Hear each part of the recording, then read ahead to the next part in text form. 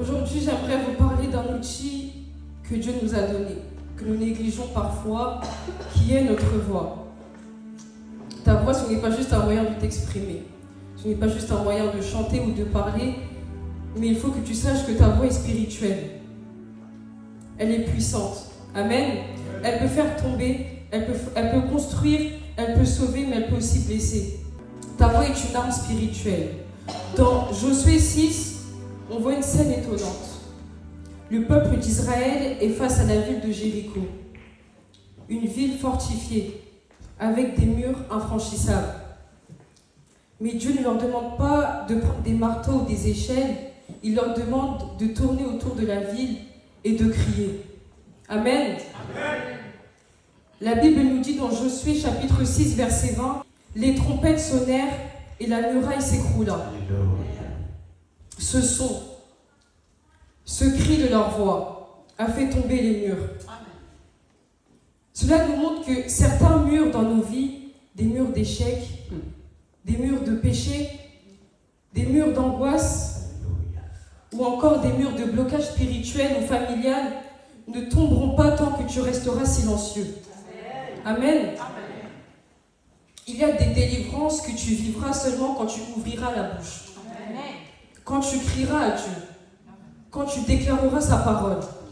Amen. Ta voix a le pouvoir de créer. Souviens-toi dans Genèse chapitre 1, Dieu a créé le monde par sa parole.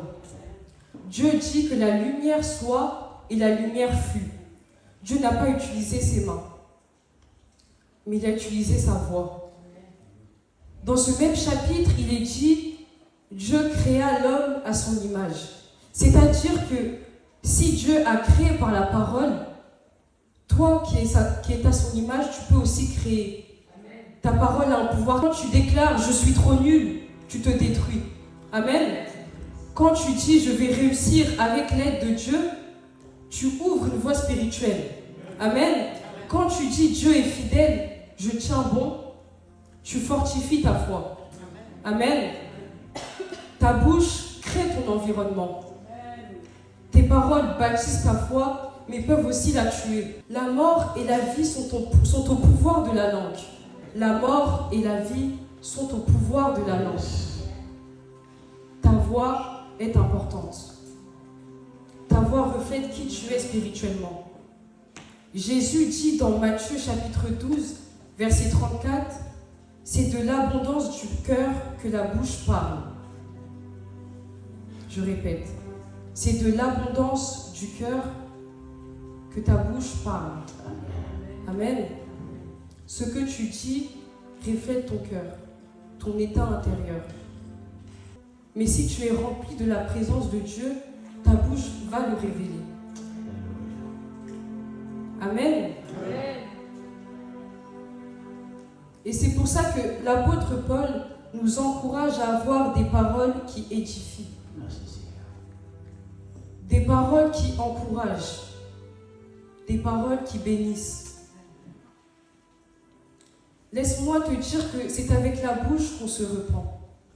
C'est avec la bouche que l'on témoigne. C'est avec la bouche que l'on prie. C'est avec la bouche que l'on proclame Jésus-Christ. Amen. Amen. Le verset Romains chapitre 10, verset 9 nous dit « Si tu confesses de ta bouche le Seigneur Jésus-Christ,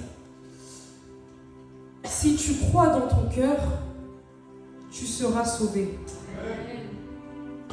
Si tu confesses de ta bouche le Seigneur Jésus-Christ, et si tu crois dans ton cœur, tu seras sauvé. J'aimerais dire à une personne, ne reste pas dans le silence. N'aie pas peur de t'exprimer, de témoigner ou encore de parler de ta foi, car c'est peut-être ça qui te sauvera demain. Amen. Amen. Soyez bénis.